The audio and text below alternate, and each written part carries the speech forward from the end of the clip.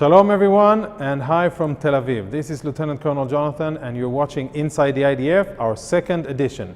I'm in a very special place today. This is the Israeli Hall of Independence in Tel Aviv, where in 1948, Israel declared its independence. That happened after the 1947 partition plan was issued and approved by the UN, which divided mandatory Palestine into two different states, one for Jews and one for Arabs. The Jews accepted it, while the Arabs rejected it. What followed was a bloody battle where 6 different Arab militaries attacked the young state of Israel. That war ended with a miraculous Israeli victory.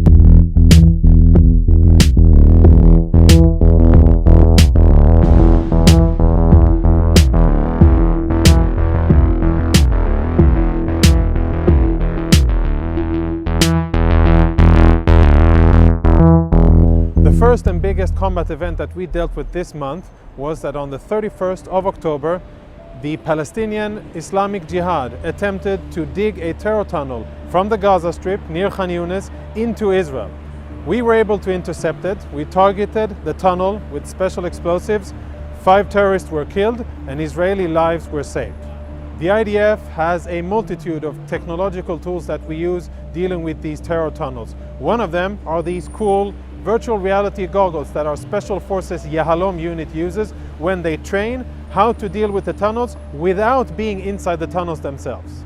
In order to be prepared against the multitude of threats that the State of Israel faces, the IDF must train, and train it does. We train in the air, on land, and at sea. Blue Flag was the 2-week exercise which the Israeli Air Force is leading based on its extensive experience in counter-terror and other types of operations, one of the richest Air Force in the world in terms of its experience, and we are glad to share with our allies and friendly forces around the world. We know that it's all about working together, and that is what Blue Flag 2017 is about. The IDF continues to work hand in hand with different militaries from around the world in combating terrorism and other threats.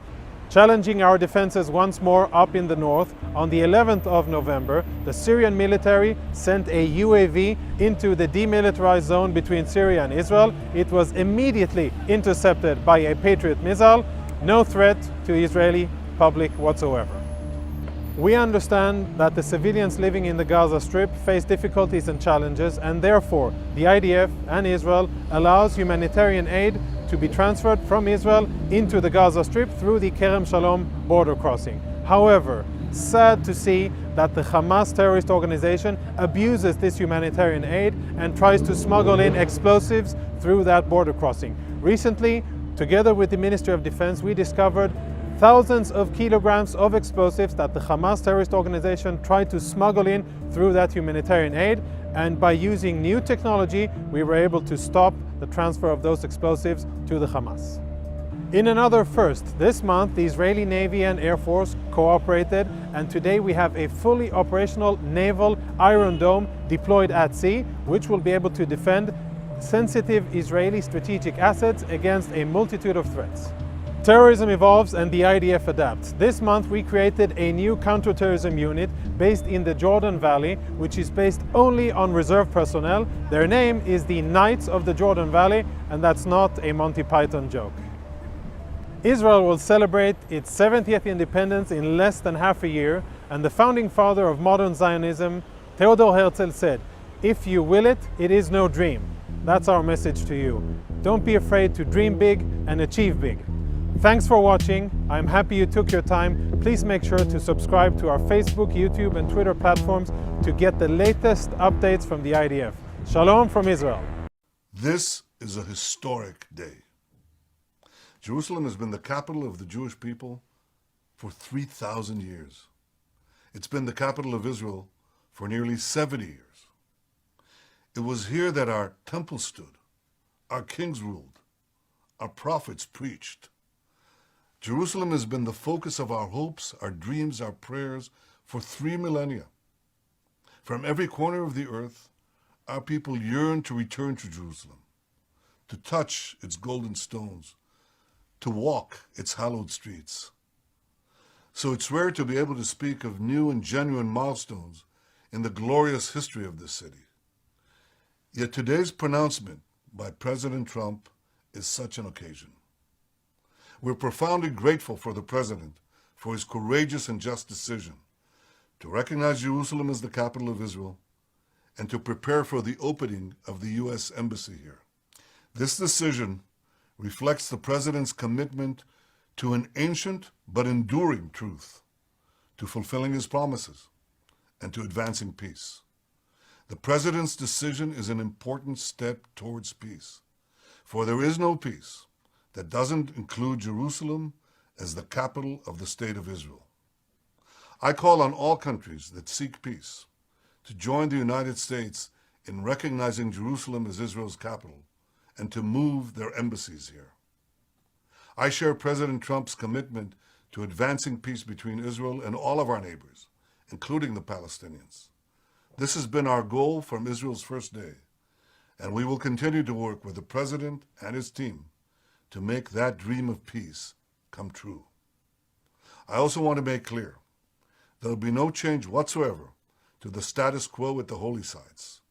Israel will always ensure freedom of worship for Jews, Christians, and Muslims alike. President Trump, thank you for today's historic decision to recognize Jerusalem as Israel's capital. The Jewish people and the Jewish state will be forever grateful. I want you to imagine a day in the life of a 13-year-old Palestinian boy. I'll call him Ali. Ali wakes up before school. He goes to practice with a soccer team named after Dalal Mughrabi, a Palestinian terrorist responsible for the murder of a busload of 37 Israelis. At school, Ali attends an event sponsored by the Palestinian Ministry of Education honoring Baha Alyan, who last year murdered 3 Israeli civilians. On his walk home, Ali looks up at a towering statue erected just a few weeks ago by the Palestinian Authority to honor Abu Sukkar, who detonated a bomb in the center of Jerusalem, killing 15 Israelis. When Ali gets home, he turns on the TV and sees an interview with a senior Palestinian official, Jibril Rajoub, who says that if he had a nuclear bomb, he detonated over Israel that very day. Ali then turns on the radio and he hears President Abbas's advisor, Sultan Abu el-Ainin, urging Palestinians, here's a quote, to slit the throats of Israelis wherever you find them. Ali checks his Facebook and he sees a recent post by President Abbas's Fatah party calling the massacre of 11 Israeli athletes at the Munich Olympics a, quote, heroic act. On YouTube, Ali watches a clip of President Abbas himself saying, "We welcome every drop of blood spilled in Jerusalem." Direct quote. Over dinner, Ali asked his mother, what would happen if he killed a Jew and went to an Israeli prison? Here's what she tells him. She tells him he'd be paid thousands of dollars each month by the Palestinian Authority. In fact, she tells him, the more Jews he would kill, the more money he'd get.